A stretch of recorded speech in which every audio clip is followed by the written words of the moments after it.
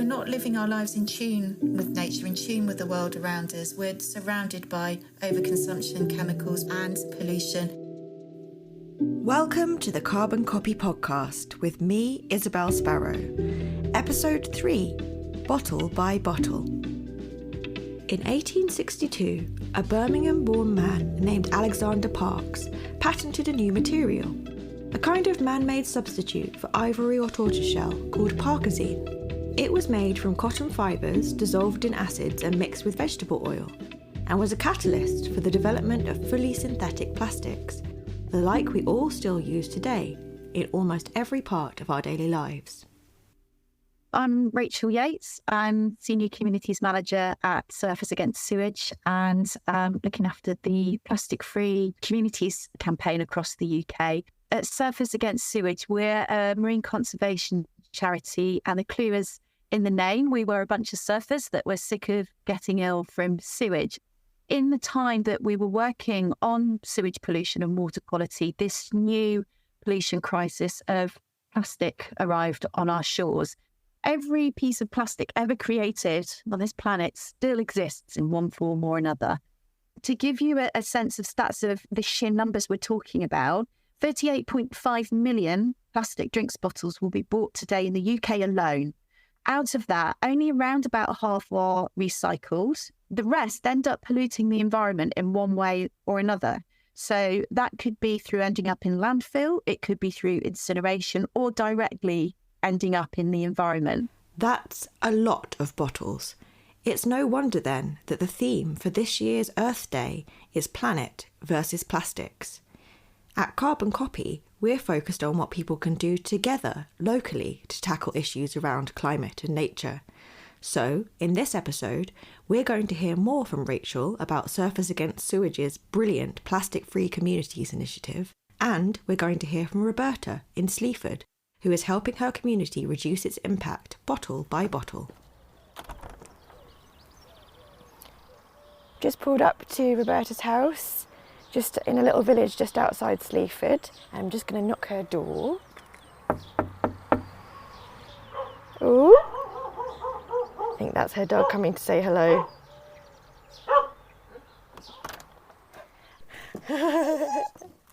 How are you? I'm good, thank you. Roberta is a warm and smiley woman in her 40s. She and her cockapoo Charlie welcome me and producer Brad into her lovely home, and whilst we set up, I look around. There are signs of Roberta's waste reduction strategies everywhere, from the refillable toiletries in the downstairs loo to Tupperware filled with cereal and dry goods in the kitchen. It's clear cutting down on single-use plastic is a way of life here. So my name's Roberta. Lots of people know me on Facebook as Bertie. My parents were always of the opinion that things shouldn't be used just once. And even back then, before recycling was as easy as it is now, we would be collecting cans and taking them to the aluminium man, who would give us coins in return for it. And we reused everything at home, tubs. It sort of come with me through my life. And then as I became a homeowner, and suddenly you're paying bills and you're thinking, actually, it's very wasteful just using them once. Surely there's better options. And you just sort of investigate. It's almost like a rabbit hole. If you just look a little bit harder, actually, it's easier to reduce your waste. So, how did this ingrained thinking about waste develop into Plastic Free Sleaford? I started Plastic Free Sleaford nearly 5 years ago, basically just as a reaction to something I'd seen on TV. They were talking about war on plastic. There was a TV programme about it.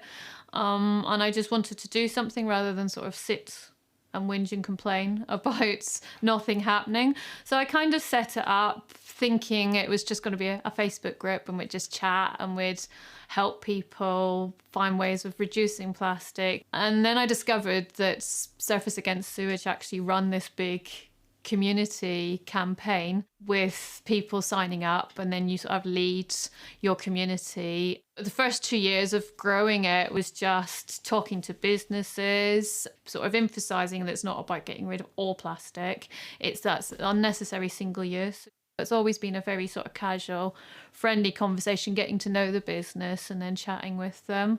So yeah, it's kind of It's grown from just an idea to something that I'm now leading, and we were awarded Plastic Free status 2 years ago in March. So it was a really, really nice, rewarding thing to happen, making it all sort of worthwhile. The process of getting that official status is guided and supported by the team at Surfers Against Sewage. Here's Rachel again explaining more about where the campaign came from. So what launched in the summer of 2017 was a 5-step toolkit that communities could work on to stop plastic pollution at source. Those 5 pillars form the foundation of ongoing plastic pollution awareness and plastic reduction in a community. So through that toolkit, they would work with their local councils and get their councils to commit to getting rid of single-use plastic and supporting plastic-free work locally as well. They'd work with local businesses to reduce how much single plastic was being given out in the community through those businesses. They'd work with what we call community allies. So schools are included in that, but it could also be venues, events, places of worship. They would hold a couple of events a year. So those would be awareness raising events, or also events to take action, like holding a beach clean or a million mile clean, or doing a mass unwrap at the supermarket. Hosting a film night to get all the community along. And then finally, the 5th step was to set up a steering group that coordinated all this work and put the award in, but also looked at how does the community want to build on these foundations going forward? Because that's the point of the toolkit, is that obviously a community isn't going to be completely plastic free, but what it does is form the foundation of ongoing plastic reduction in a community. Roberta works full-time as a music teacher at a school for children with special educational needs. She also has 2 teenage children, a dog who we've already met, 3 cats and 5 chickens. She goes running, and on top of all that is thinking of doing a master's. It seems remarkable that she still finds ways to engage people locally with the plastic-free life. I go to Christmas fairs and stuff like that, and I'll set up a stand and raise awareness of what we do and changes that people can make. I get invited to things like scout groups and brownies. I'm a big part of Sleaford Climate Action Network. So they do like a repair cafe, which I'm involved in. I've been organising swishes, so that's a clothes swap. I work alongside, try and talk to new businesses. I organise litter picking and stuff like that, because that's a big part of Surfers Against Sewage. So I don't always have to be drumming in the plastic free. I can be doing other environmental stuff that sits well with other people.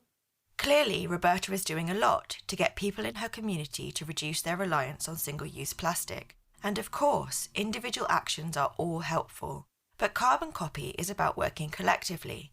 So I really wanted to understand what businesses and organisations have to do to achieve a plastic-free champion award. All they have to do in order to become a champion is to remove 3 single-use products. So with cafes, before the rules changed, they were making conscious choices not to have single-use plastic bottles, getting rid of like the sachets of sauce. And if they were a takeaway, maybe not using plastic cutlery. Now, obviously, because the rules have changed around packaging, a lot of businesses are doing that anyway. So it's a little bit more tricky finding different things that they can reduce. But again, it could be moving away from making sure they're selling cans instead of bottles because they're much more recyclable. It could be looking at things behind the scenes, like cleaning products that they're using. Could they change to something that's a refill or that's plastic free? I think Surfers Against Sewage have got that just right by saying 3 single-use items. So it's not this big, overwhelming, oh my God, I've got to change every single thing I do. It's just 3 little changes. And that can be a catalyst for lots of more changes. And I find a lot of business have come back to me and said, look, I've changed this now as well. And they get quite excited by it. As Roberta mentioned, it's been 2 years since Plastic Free Sleaford got its official status. I asked Rachel from Surfers Against Sewage what happens after a community reaches that milestone. Every community is different. You can't have one size fits all for every community in the UK. And every community will see different things that it wants to work on locally where it feels its energy is best spent to get the biggest impact. So some will want to go on to continue to work with businesses, continue to work with allies and schools and do events. But alongside, they'll be like, we want a really good refill scheme where we live. How are we going to do that? Or another one might be, do you know what? We don't have on-street recycling collections in the high street where we live. Right, we're going to work with our council to get those put in. So it starts to look different for each community. And when you look at the journey our awarded communities go on, it's amazing, just the projects they get off the ground. I'm continually inspired and just blown away by the work that these people are doing. We know that the plastic reduction is actually really high because one business alone was reducing 150,000 items a month. They'd got rid of a certain type of food packaging. They'd managed to find an alternative. There isn't a requirement from Surfers Against Sewage to hit a criteria every year. What we do say is, tell us what you're doing, share with us what you're doing. We continue to support them.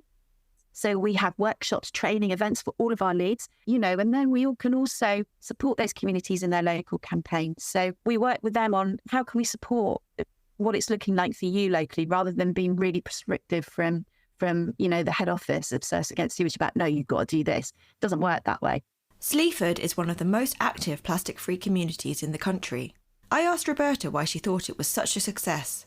I don't know. I think we grew quite quickly, and I've got lots of really fantastic supporters. So lots of local businesses. So like the lady we're going to see later has been a real advocate for me. So I guess it's the fact that I've got the support of some really lovely local people, and because I'm part of this other group, the Sleaford Climate Action, there's that momentum. It's always there. There's always something happening.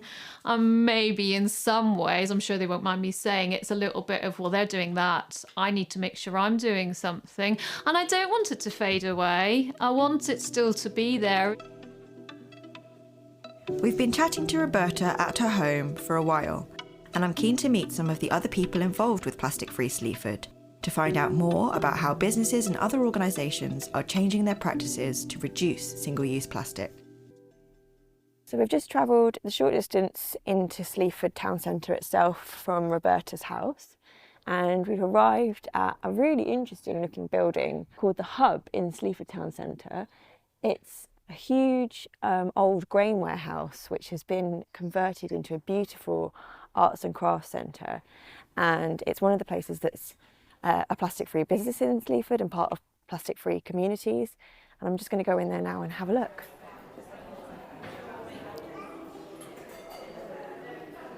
So this exhibition space where I'm standing now is where I'm going to meet up with Marion, who's in charge of the education and outreach programme here at the Hub. So we are at the Hub in Sleaford, and it's a national centre for craft and design. So we have really fantastic exhibition space. We're always looking at how we can be more sustainable, more environmentally friendly. So we used to paint the gallery every time a new exhibition came in, every 3 months. The whole of the gallery was painted a different colour, for example. We don't do this anymore. We are now looking for alternative ways of making the gallery different every time for each exhibition and make it very special and individually unique. But we reuse nearly all of our exhibition furniture. So it's all multi-use. That's our whole ethos of everything that we do. We just have paper cups and paper takeaway boxes in the cafe. And in general, we're just looking out for everywhere where we can reduce our footprint and also make everything more sustainable. After a delicious plant-based lunch at the Hub, we move on to the Happy Crafters Craft Shop. Tucked down a little side street close to Sleaford's main square, this former pet store is home to a collection of makers selling everything from handmade textiles to jewellery to lamps made from cricket bats.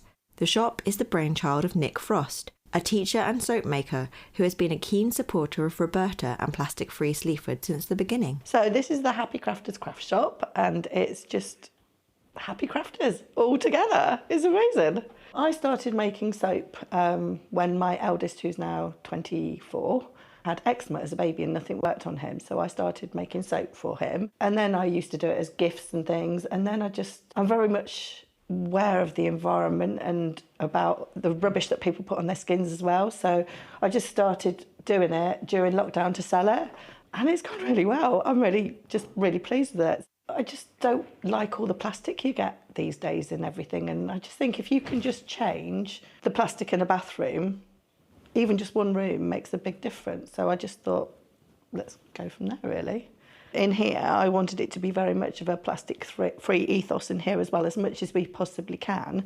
So we use newspaper to wrap things in. We've got brown bags rather than plastic. Some things have to be bubble wrapped, so people donate the bubble wrap and then they bring it back again. So we can keep reusing it over and over again, which is good. And it's just as much as we can have no plastic in here, that's as much as we would like to do, because it's just waste that goes into the environment and just doesn't go. Research has shown that pretty much every seabird that's found dead has some sort of plastic in its system. The numbers of wildlife being affected by this stuff is pretty huge, and that's just what we know about. The other thing around why plastic encapsulates the bigger issue is this consumer culture that we're in, and this overconsumption, overproduction, throwaway lifestyle. We're always on the go, and this is how this has come about. You know, I can remember a day before bottled water, and I'm not that old. You know, we won't run around buying single-use water bottles all the time, or lunch on the go, or microwave plastic wrapped dinners to take home, because we're all so busy running around all the time. The reason we're facing things like the mental health crisis, the health crisis, is because we're not living our lives in tune with nature, in tune with the world around us. We're surrounded by overconsumption, chemicals, pollution. Yeah, I can't really sum it up really quickly. I don't know if I have then or clearly. That's one of the reasons why I love working in the area so much, is because it for me, it encapsulates a lot of what we're having to deal with right now. As we head back to Roberta's house, we chat about the impact that leading Plastic Free Sleaford has had on her life. One of the things I didn't expect through Plastic Free Sleaford was how many new friends I've made just through the social media, through talking to businesses. It's been so nice meeting new people and them now actually becoming part of my friendship group. And just, yeah, it's always a delight to sort of spend time with them and chat about things. I wanted to know, obviously, you know, you've said that this has sort of been part of your life for a long time, and even before it was official, you were trying to think about reusing stuff and reduce plastic in your life.